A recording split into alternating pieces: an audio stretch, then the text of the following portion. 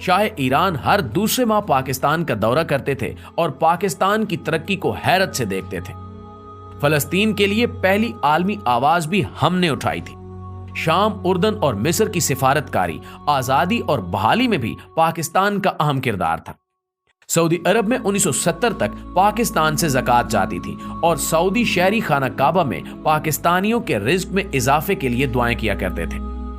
UAE की तरक्की में भी पाकिस्तान का अहम किरदार था।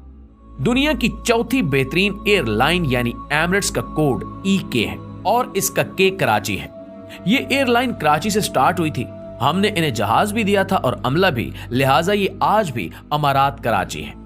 माल्टा के बच्चों के सिलेबस में PIA का पूरा एक बाब है। सिंगापुर एयरलाइन और पोर्ट दोनों पाकिस्तानियों ने बनाई। इंडोनेशिया और मलेशिया की अशराफिया के बच्चे पाकिस्तान में पढ़ते थे। मलेशिया का आईन तक पाकिस्तानी वकला ने लिखा था। जनूबी कोरिया की ग्रोथ में महबूबुल हक के 5 साला मंसूबे का अहम किरदार था।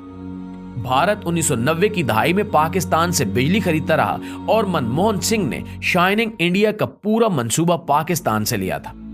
दुनिया की 3 बड़ी इंजीनियरिंग फॉरम्स ने 1960 की दहाई में कंसोर्शियम बनाकर मंगला डैम की बिड की थी और हार्वर्ड यूनिवर्सिटी की इंजीनियरिंग क्लास के तालिब इल्म जहाज भरकर मुताले और मुशाहिदे के लिए मंगला आते थे और इस मंसूबे को हैरत से देखते थे। मुस्लिम दुनिया के 27 मुल्कों के फौजी अफसर पाकिस्तानी अकेडमियों में ट्रेंड हुए और बाद अज़ां अपने अपने मुल्कों में आर्मी चीफ बने। यूएई की फर्मर आवाज जैद बिन सुल्तान अल नहान 1970 की दहाई तक पाकिस्तान के दौरे पर आते थे तो इनका इस्तकबाल कमिश्नर रावलपिंडी करता था। हमारे वजीर भी एयरपोर्ट नहीं जाते थे और सबसे बढ़कर 1961 में जब अयूब खान अमेरिका के दौरे पर गए तो पूरी अमेरिकी काबीना ने सदर जॉन F कैनेडी समेत एयरपोर्ट पर उनका इस्तकबाल किया और सदर अयूब खान एयरपोर्ट से व्हाइट हाउस खुली गाड़ी में गए और सड़क के दोनों साइडों पर अमेरिकी अवाम फूल लेकर खड़े थे और पाकिस्तान जिंदाबाद और वेलकम वेलकम के नारे लगा रहे थे। नाज़रीन ग्रामी, पाकिस्तान ने एक दौर ऐसा भी देखा है जब दुनिया हैरत से इसकी तरफ देखती थी और ये जर्मनी और जापान जैसे मुल्कों को कर्जे और इमदाद देता था। लेकिन फिर इस मुल्क पर एक ऐसा दौर आया जिसमें हम $1 अरब के लिए दुनिया के दरवाजे पर भिखारी बनकर बैठे हैं और दुनिया हमें गरूर और नफरत से देख रही है।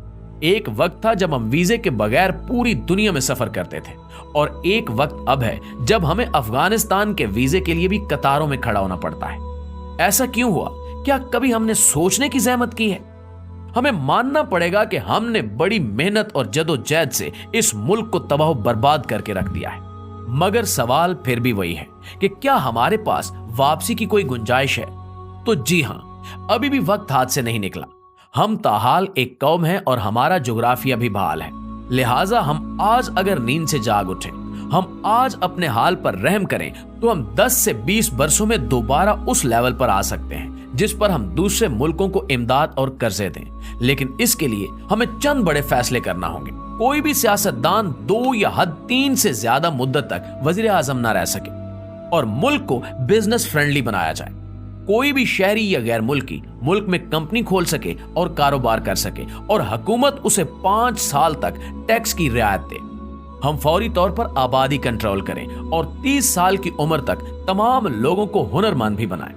मुल्क में कोई शख्स बेहुनर और बेरोजगार ना हो। और आखिरी मशवरा, मुल्क के तमाम स्टेक होल्डर्स एक ही बार बैठकर अगले 20 साल का कौमी मंसूबा तैयार कर लें और फिर कोई शख्स उसे छेड़ने की जसारत ना करे और जो करे उसे करार वाकई सजा दी जाए। नाज़रीन, आप यकीन कीजिए कि हम इन चंद इकदामात से एक बार फिर इज्जत और आबरू की शाहराह पर आ सकते हैं, वरना हम इसी तरह भीख मांग मांग कर खत्म हो जाएंगे और तारीख के औराक में हमारा जिक्र तक नहीं मिलेगा।